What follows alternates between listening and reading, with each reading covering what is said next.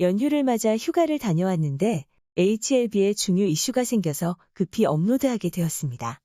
HLB가 2년 만에 대규모 주주 배정 유상증자를 결정했습니다. 자금 규모는 2020년 3월과 비슷한 3,200억 수준이며 주요 자금 조달 목적은 탑업인 증권 취득입니다. 탑업인 취득 규모는 2,800억 수준으로 결코 작은 규모가 아니라고 할 수 있습니다.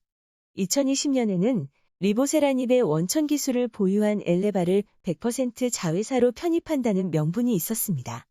이처럼 확실한 명분과 함께 무상증자를 병행한 유상증자를 단행했지만 주가는 한동안 약세를 면치 못했습니다. 그러나 주주들은 엘레바 인수라는 대의에 동의했으며 리보세라닙의 비전에 베팅을 했습니다. 당시 청약률은 107%로 흥행에 성공했으며 초반 약세를 딛고 주가도 적지 않게 반등했기 때문에 회사와 주주 모두 윈윈하며 성황리의 유무상증자를 마감할 수 있었습니다. 이번에 유상증자는 당시와는 다르게 무상증자가 포함되지는 않았습니다. 그러나 진 회장은 2.16 사태 이후 추가적인 무상증자를 예고했었기 때문에 당시 약속을 지키기에 적절한 분위기가 형성되었다고 할 수 있겠습니다. 사족을 붙이자면 공매도의 쇼커버링이 일어나는 시점에 무상증자를 발표해준다면 자연스럽게 쇼스퀴즈로 이어질 수도 있기 때문에 좋은 타이밍이 될 수 있을 것입니다. 아무튼 사측은 이번 유상증자의 명분 또한 2020년과 마찬가지로 탑업인 인수라고 밝혔습니다.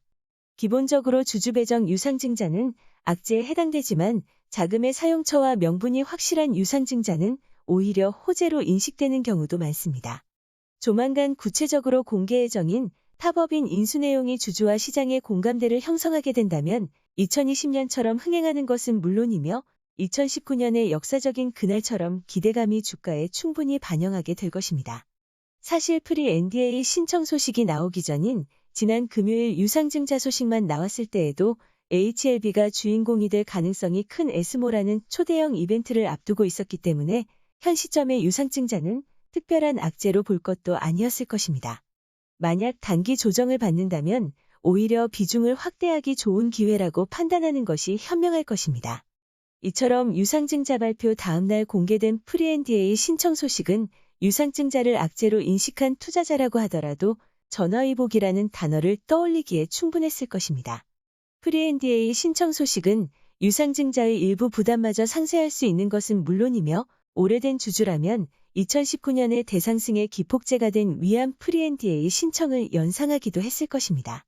아무튼 HLB 자회사인 엘레바와 파트너사인 항서제약이 리보세라닙 간암 1차 치료제의 허가를 위해 FDA의 프리-NDA 미팅을 신청했다는 소식은 HLB가 또다시 세간에 주목받는 계기가 될 것입니다.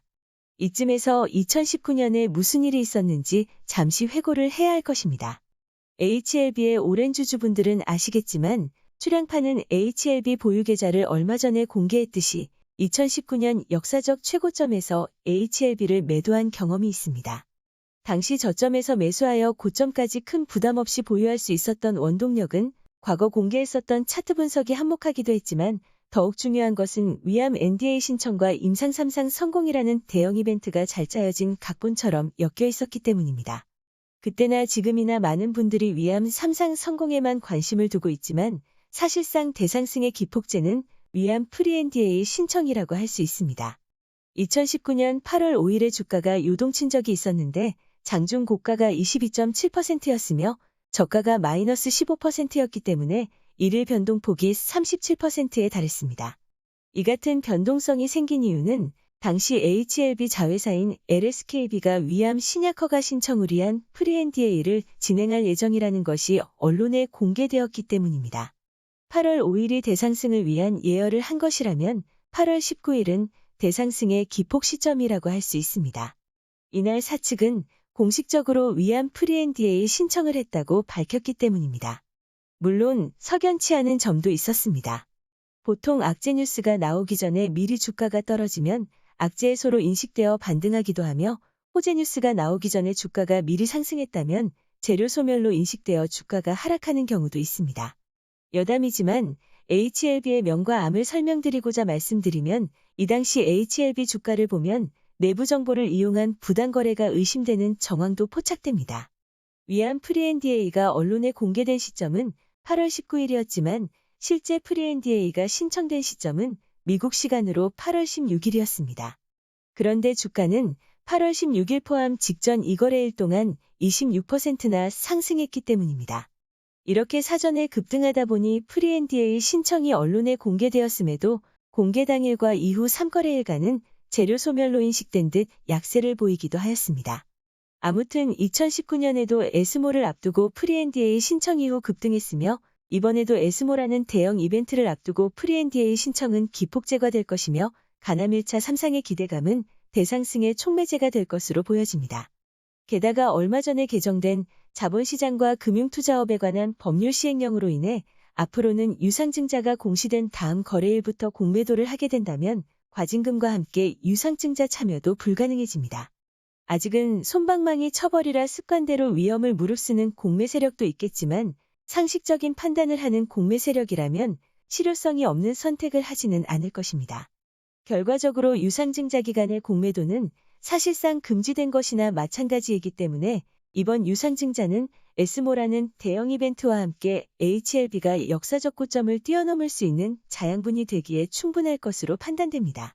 HLB는 8월 이후 크게 반등하기도 했지만 최근 3거래일간 단기 조정을 받았기 때문에 2019년과는 조금 다르게 움직일 수도 있을 것입니다. 중요한 것은 내일 주가가 갭상승해도 좋다는 것이며 유상증자의 부담으로 인해 만약 주가가 조정을 받는다고 해도 에스모를 앞두고 싸게 추가 매수할 수 있는 기회를 얻는 것이 되기 때문에 어떤 상황이든지 나쁠 게 없다는 것입니다. 방송을 마치기에 앞서 무료로 입장 가능한 출양파 텔레그램 채널과 HLB 단톡방 입장 방법에 대해 안내드립니다. 출양파 텔레그램 채널은 국내외 고급 유료 증권 정보와 출양파의 통찰력 있는 분석을 더해서 매일 장전의 글로벌 시황을 무료로 제공해드리고 있습니다.